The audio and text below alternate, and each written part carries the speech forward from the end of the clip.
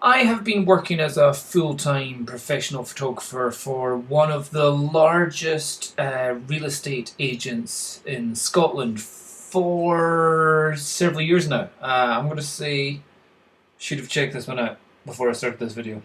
Since 2014. And it's really a privilege to have one of the best jobs in the company, getting to deal with people with the new business, taking on properties where the landlords are fresh-faced and eager to get their property looking good, but also dealing with generally the positive side of the business. However, there are aspects which the industry which I'm in, the estate agency industry, whether sales or letting, it's got a bad reputation, and that's a negative thing for me. Working for a company which or not a company, but for an industry that has one of the worst reputations in the country. So, for example, I found an article by the Telegraph saying estate agents and politicians among the least trusted professions. I think we're saying that we're like the bottom 3%. Very few people trust an estate agent, which is a shame. Which is especially a shame for the company, particularly for the company that I work for. All the people I know that work in it are great people. All the people I know that even are contractors for it are great people. All I know people are just constantly just trying to fix things and make things better and sort things out. That is the job of, certainly with the rental sector, maybe not so much with the sales, that's just making things look good and sell them off to people, but the rental management section is you don't want to be distrusted. You want people to trust you so that you can help them out, fix them, fix their houses, fix their boilers, sort out contractors' finances, to sort out rental for both landlords and for tenants. It's an amazingly challenging job, and it's unfortunate that an industry is projected as being the least trustworthy, when yet all the people that you know that are in it are just really good people. Okay, granted, it may just be the condition or the company which I'm in and the people that I deal with, but generally, I don't know anybody that I don't like in my company, or in any of the companies that I've dealt with in the industry.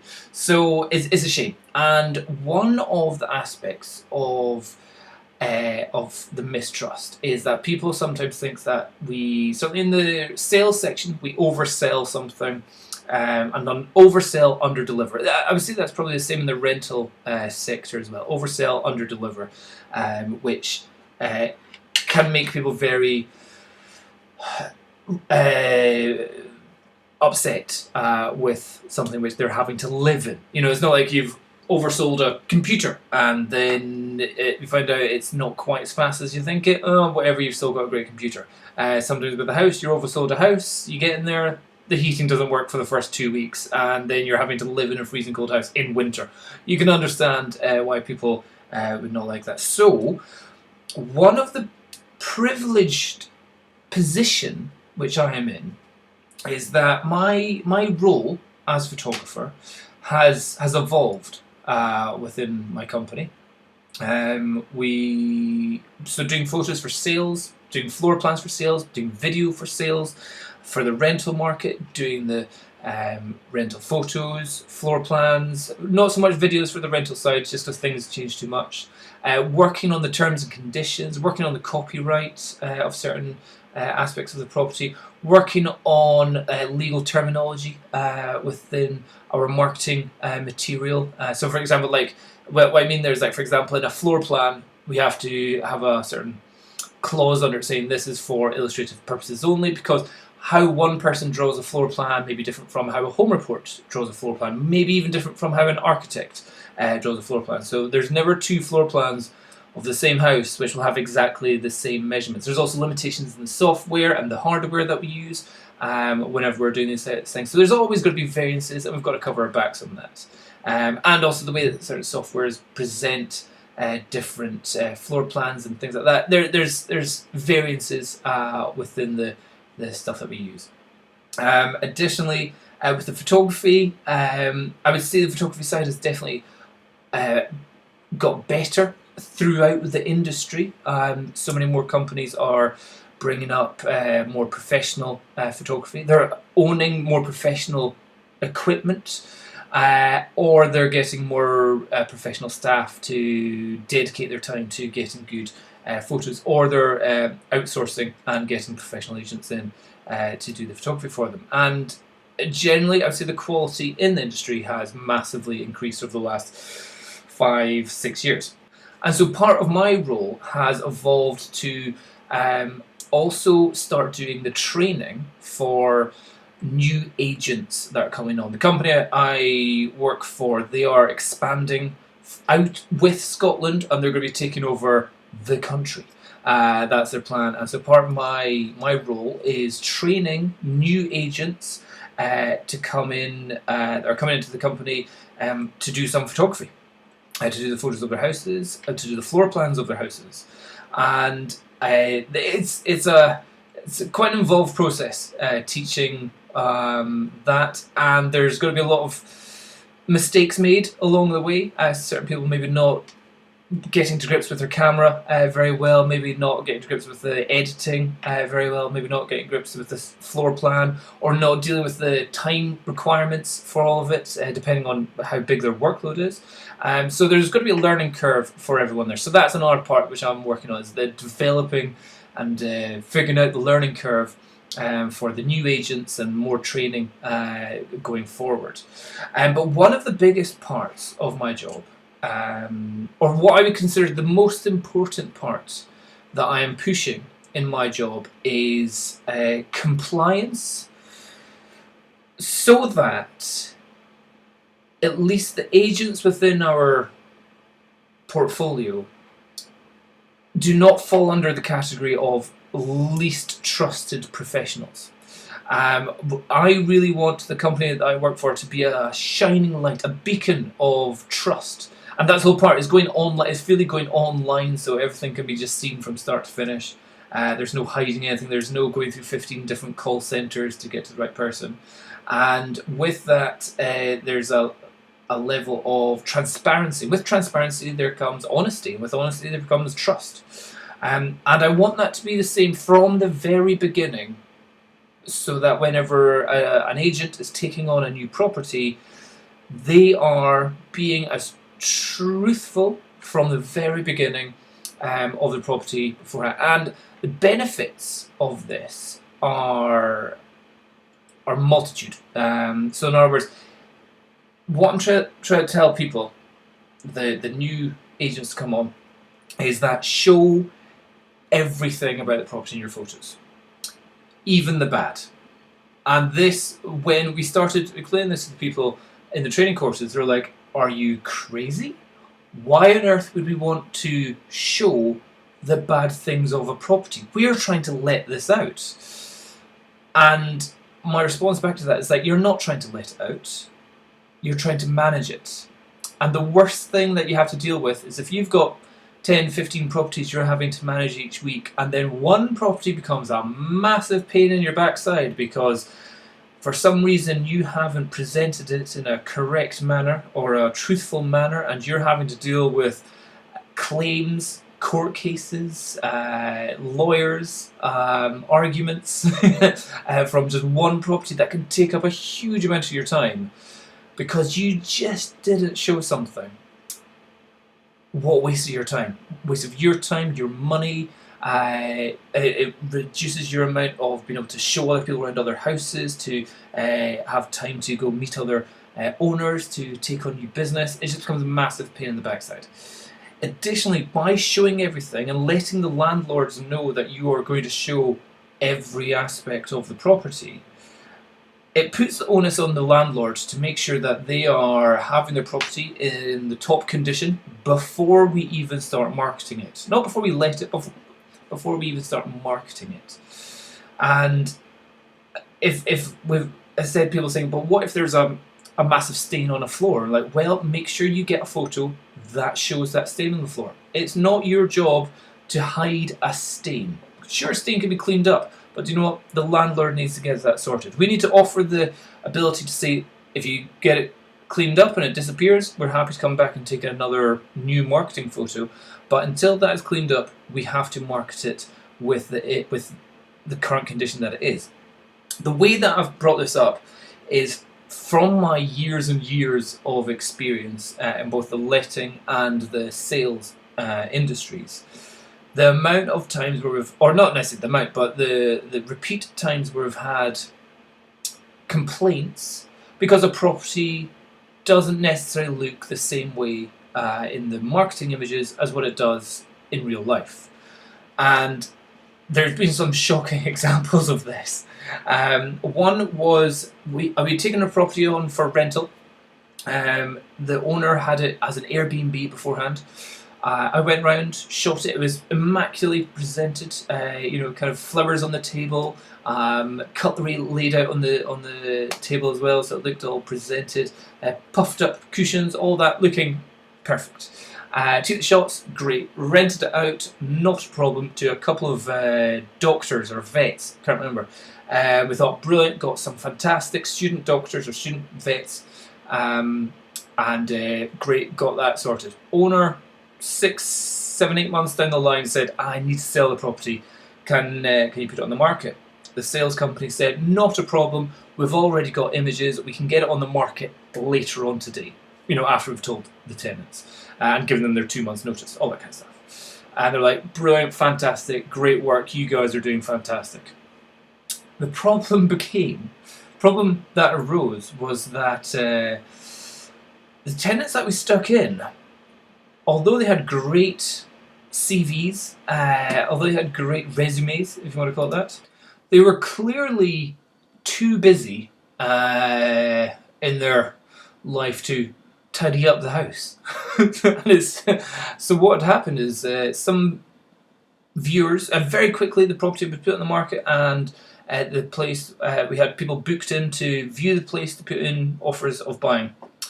And people went round to the place, and it was, even though the tenants had been told, we're coming round with viewers, can you make sure the place is tidy, the place was an absolute tip. It was an absolute mess. And that was with them thinking that they had tidied it up. So thank goodness they knew we were coming. But effectively, there was complaints coming in saying, yes, this house is still the same as what it was when we first took it on, but it is in such a state that we think you are misleading us with the condition of the property. It's hard to tell the condition of the property because it's in such a mess.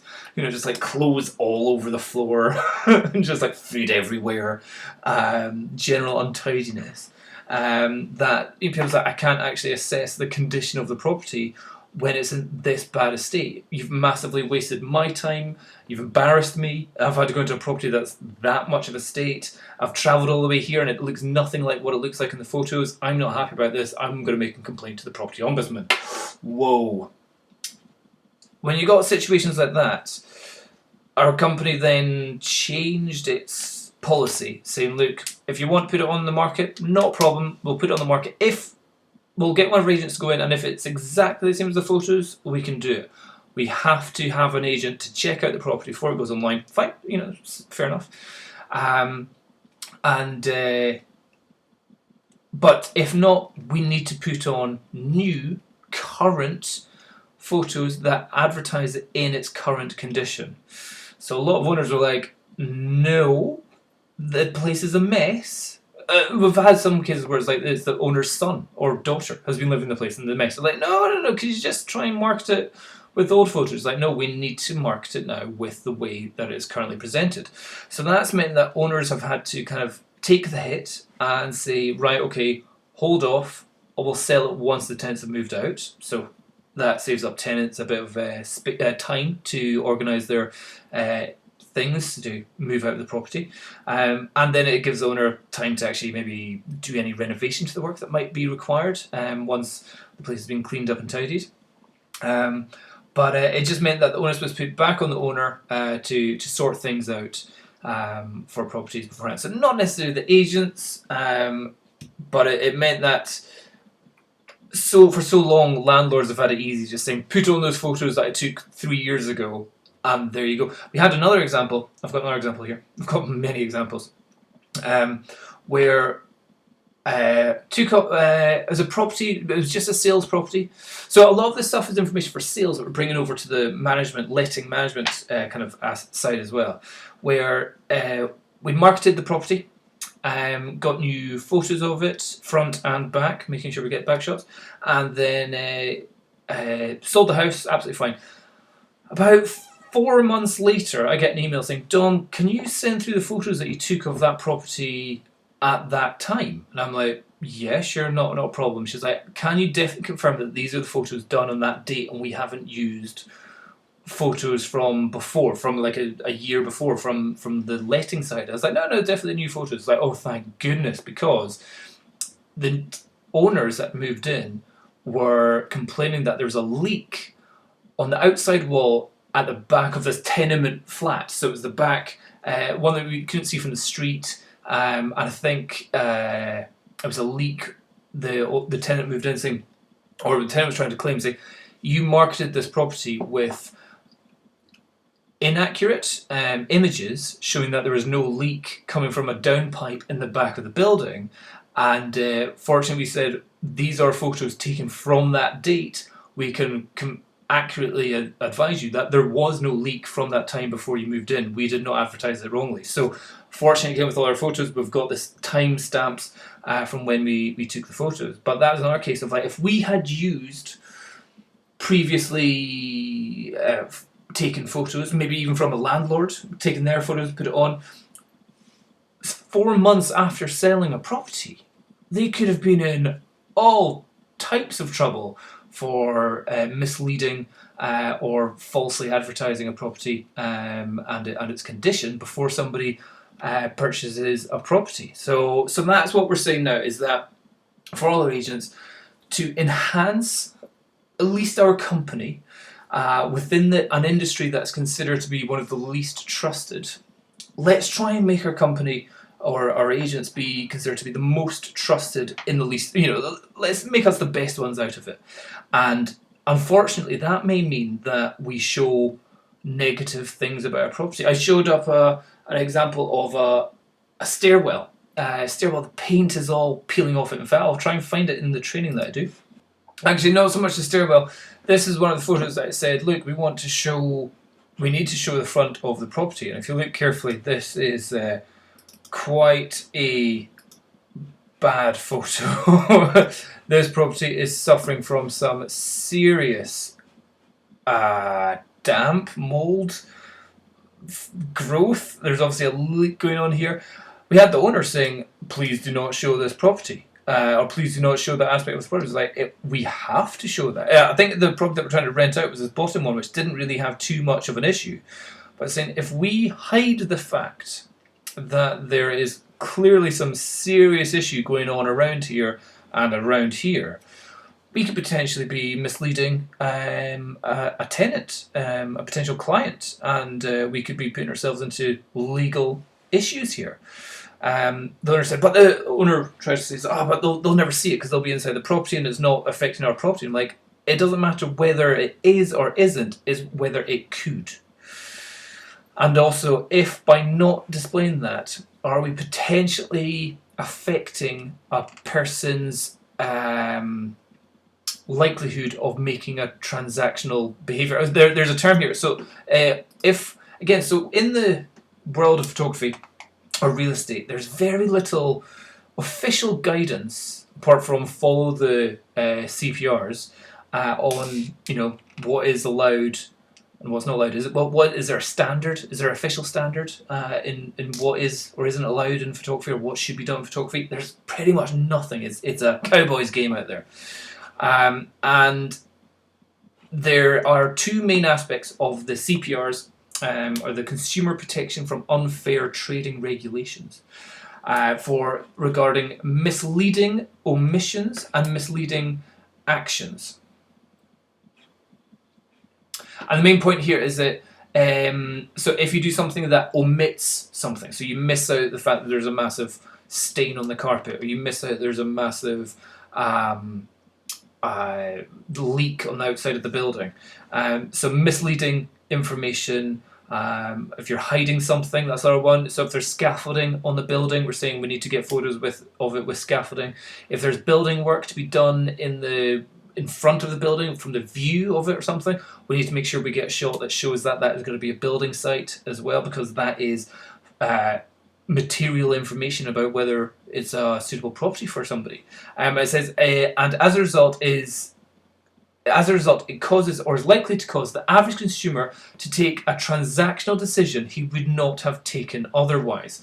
And to the point on this is not just transactional decision. The transactional decision isn't just putting money down for a property. It's putting money down for a deposit for a property. Maybe it's putting money down to travel from one side of the country to get to your city to then go and see that property. So it's very vague in what it says, and it's open for any lawyer to translate however they want for their client's benefit here. So what we're trying to say is, what I'm training the new business partners is that we need to be as honest as possible. We need to show the good sides of all the property. Obviously, that's what we want to do.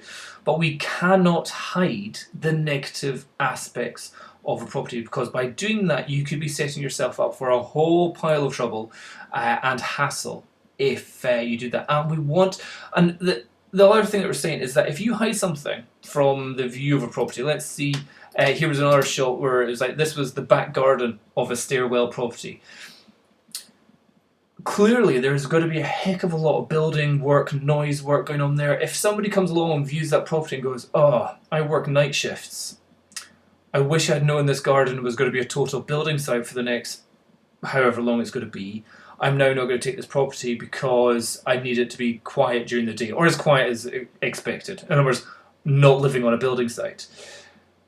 If that photo wasn't shown, potentially we have completely wasted that person's time. Not only have we wasted that person that's come for the viewing's time, we've wasted the agent that's taken them there, the parking charges for that, or if they've had to drive there, the transport charges for that.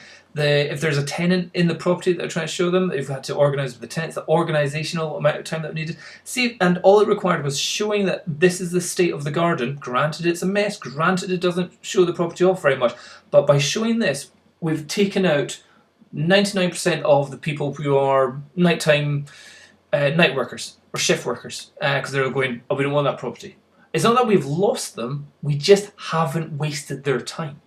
So again, this is something which we are telling our agents, but they're also going to have to start explaining it to the landlords, because again, landlords have never had to deal with this in the past. So me as the longest running photographer in the biggest estate agency in Scotland, I am putting forward a new standard, presenting a standard of photography and honest presentation, transparent presentation is what I want to call it, of our properties that don't necessarily put the property in its best light, but in its most accurate light. And by doing that, we increase our trust, or people's trust in ourselves. We potentially force landlords to enhance their properties themselves before we even start marketing.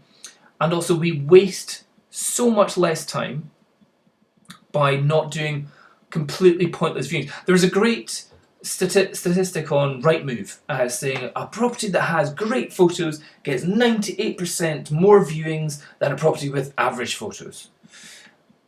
My point back to that is like, so what? What to do? You get double the amount of viewings for a property that looks better than the property with dull photos. So what? Who cares? Don't want that. As a rental management company, we don't want double the amount of people coming to see a property. What we're wanting is one person. The one right person. The one person that knows everything about a property before they get there, that don't have to start telling you about their work-life schedule, whether they need if they're allergic to damp, or if they're allergic to water spores or anything like that, or do I have any other examples? Or they're allergic to terrible carpets. That was another one that I had. Ooh, I had to show that. That was a sales one. Or somebody comes along that can't see it above and beyond the mess that a property is actually in, then we don't want to waste double the amount of time by having double the amount of people who aren't interested. We want to whittle it down before somebody even books a viewing to a property. And unfortunately, that may mean that for some landlords, they may not have these amazing phone calls that they get every week saying, "Oh, your property's doing great. We've had so many people viewing it." Because what sounds worse? We've had 100 people view your property, nobody wants to take it, or we've booked in one viewing, they've seen everything about the property beforehand, we think they're going to take it. I think I'd rather go for the person with we've got one person coming, they know exactly what they're coming for, we expect them to put down a bid or a request for moving in, rather than we've had hundreds of viewings, still nobody's interested. And the owner's going, why not? Why not? It's like, well, because when they get there, it's not exactly how it's advertised.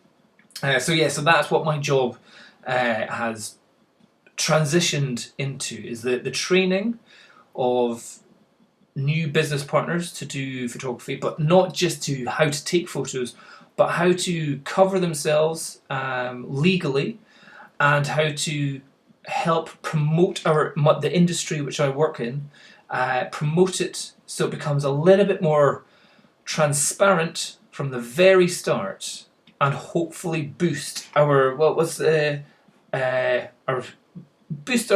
level in the Trusted Professions Index, as it were. So yeah, being above bankers and journalists and politicians. I would like to be a little bit higher than that. I'd like to be in an industry where people are saying, or at least be in the company that people talk about in the industry, saying they're the most transparent, they've showed everything of the property, I wasn't confused by anything, I didn't think the photos advertised property in any sort of way. I knew exactly what I was going into beforehand. So for some landlords, it has meant, from what we've done so far, that they've said, "Could you take the property off the market? I need to do some work." And we've said, fantastic, because again, the industry, the general rental industry in the UK is becoming more and more stringent on its requirements, that it's really pushing out the small landlord, the person with maybe 1, 2, maybe 3 flats kind of stuff, and it's gearing itself more so only the professional landlords, so there's somebody with the 20, 30, 50 properties plus, the people that have enough capital and enough money that if a boiler goes, they're not having to remortgage their other house. They just kind of go, yeah, sure, send out a plumber, get it fixed. It is gearing itself so it's more in line with professional landlords than your average person that's just bought a second house. And with that, we need to make sure that we're advertising properties as accurately as we can and setting a standard for property photography for estate agencies. So yeah, that's what we're going with just now. And also, what I will say is, with that, that's where I've seen a few companies doing things called virtual staging, where you put in virtually furniture, lights, tables, pictures on walls, chandeliers in bedrooms and stuff. That's a tricky one.